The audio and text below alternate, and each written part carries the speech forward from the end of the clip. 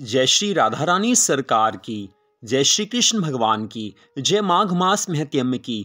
आज हम आपको माघ मास महत्यम के 5वें अध्याय की कथा को सुनाने जा रहे हैं। माघ मास का परम सुंदर समय चल रहा है और इस माघ मास में हम जितना भी भगवान की भक्ति करते हैं उसका फल अनंत गुना होकर प्राप्त होता है। तो माघ मास के इस पावन समय को व्यर्थ नहीं जाने देना चाहिए। प्रातः स्नान के नियम का पालन करना और भगवान की कथाओं को सुनना, भगवान की पूजा आराधना में पूरी श्रद्धा भावना रखना तथा भगवान के नामों का जाप करना, ये सब धार्मिक कार्य अवश्य करने चाहिए। कुछ भी हो सके दान पुण्य भी करना चाहिए और श्रीमद् भागवत कथा भी आप अवश्य सुने या पढ़ें, दोनों का बराबर फल बताया गया है। वैसे श्रीमद् भागवत महापुराण की कथा भी प्रतिदिन हम अपने चैनल पर सुना रहे हैं, तो आप अवश्य सुने। तो 5वें अध्याय की कथा का आरंभ करते हुए वशिष्ठ जी महाराज आज राजा दिलीप से कहने लगे हैं कि हे राजन, मैं माघ मास का और भी प्रभाव बतलाता हूँ, श्रद्धा भावना से सुनो। इसे भक्ति पूर्वक सुनकर मनुष्य सब पापों से मुक्त हो जाता है। प्राचीन समय में रथंतर कल्प के सतयुग में कुत्स नामक एक ऋषि थे जो ब्रह्मा जी के पुत्र थे। वे बड़े ही तेजस्वी और निष्पाप थे। उन्होंने कर्दम ऋषि की सुंदरी कन्या के साथ विधि पूर्वक विवाह किया। उसके गर्भ से मुनि के वत्स नामक पुत्र हुआ जो वंश को बढ़ाने वाला था।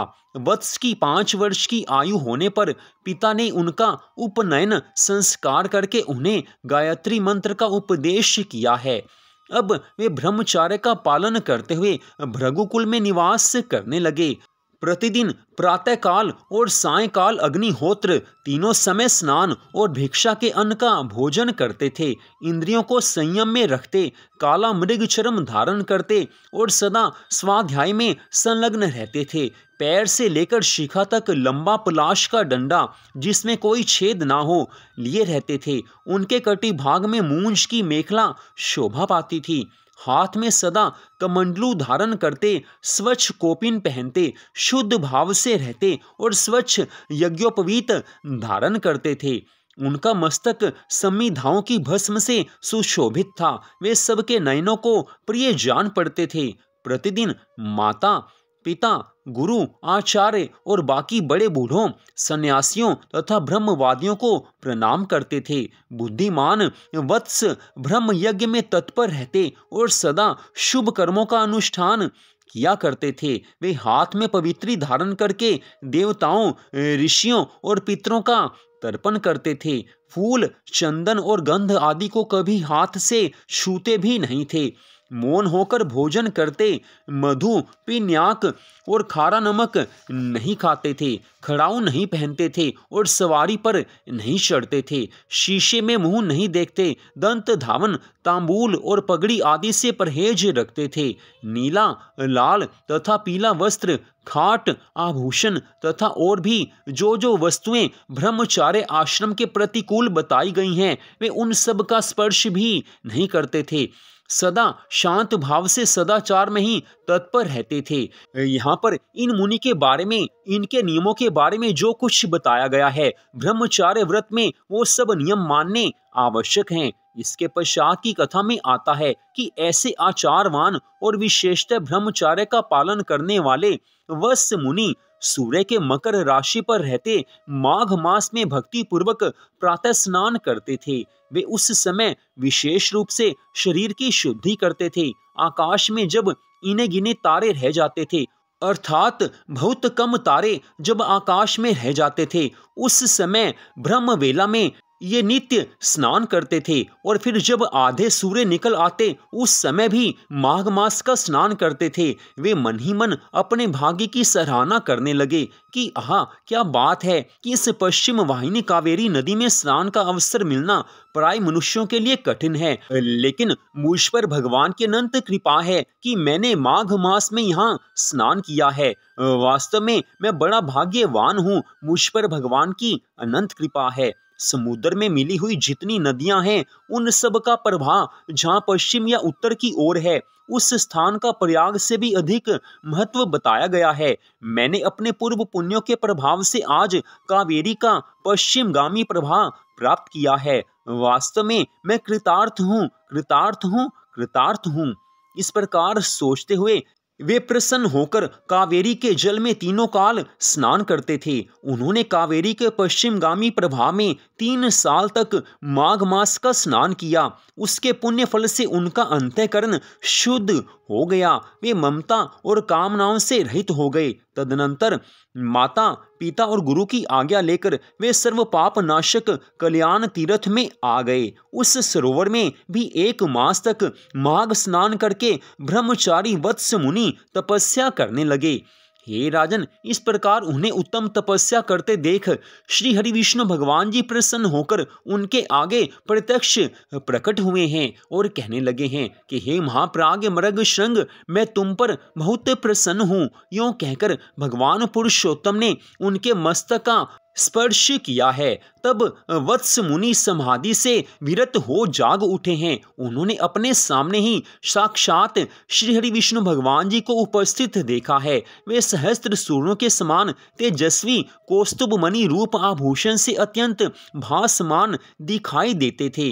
तब मुनि ने बड़े वेग से उठकर भगवान को साष्टांग प्रणाम किया है और बड़े भाव से सुंदर स्तुति की है। भगवान ऋषिकेश की स्तुति और नमस्कार करके वत्स मुनि अपने मस्तक पर हाथ जोड़े चुपचाप भगवान के सामने खड़े हो गए हैं।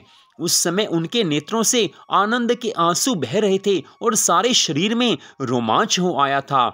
जिन प्रभु की हम आराधना करते हैं, जिनकी भक्ति करते हैं, जिनकी पूजा करते हैं, जिनके लिए व्रत रखते हैं, सब नियमों का पालन करते हैं, अगर भगवान वही हमारे सामने साक्षात प्रकट हो जाते हैं तो जो आनंद मिलता है उसका वर्णन कोई नहीं कर सकता है। उसका वर्णन करने की सामर्थ्य किसी में नहीं है।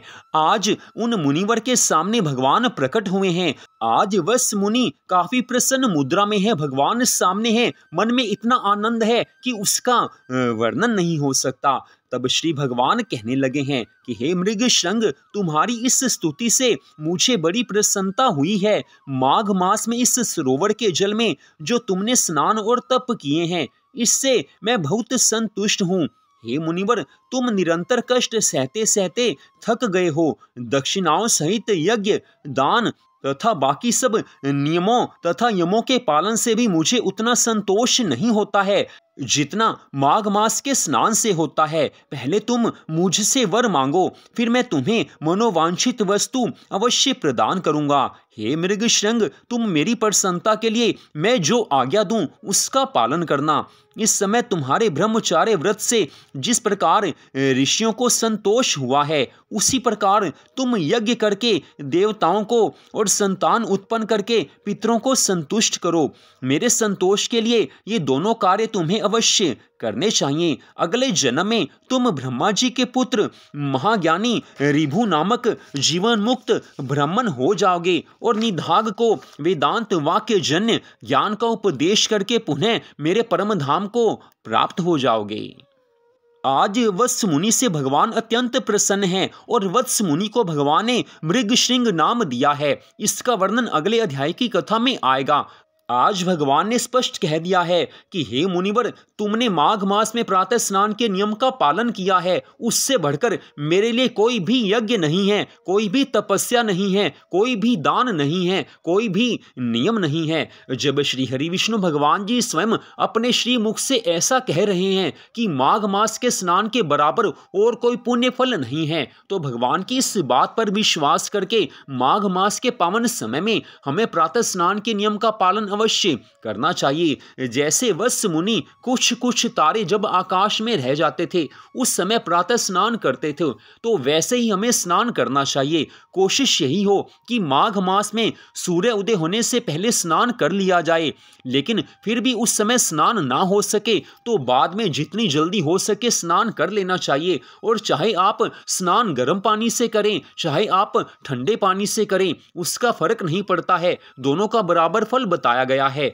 भगवान मन की श्रद्धा भावना को देखते हैं। तो अगर शरीर के लिए गर्म पानी ठीक है तो गर्म पानी से स्नान कीजिए, अगर ठंडे पानी से स्नान कर सकते हैं तो ठंडे पानी से स्नान कीजिए, लेकिन स्नान करना आवश्यक है। माघ मास का स्नान भगवान की प्राप्ति करवाने वाला है, सभी मनोकामनाओं की पूर्ति करवाने वाला है। तो माघ मास के पावन समय में भगवान की अधिक से अधिक भक्ति कीजिए और अपने मनुष्य जीवन को सफल बना लीजिए। श्रीमद् भागवत महापुराण की कथा अगर आप सुनना चाहते हैं तो हमारे चैनल पर प्रतिदिन श्रीमद् भागवत महापुराण की कथा भी सुनाई जा रही है, उसे आप सुन सकते हैं। माघ मास में उन कथाओं को सुनने से भगवान की बहुत अधिक कृपा मिलती है। तो आज की इस परम सुंदर कथा को आपने सुना, आप सबका हार्दिक धन्यवाद।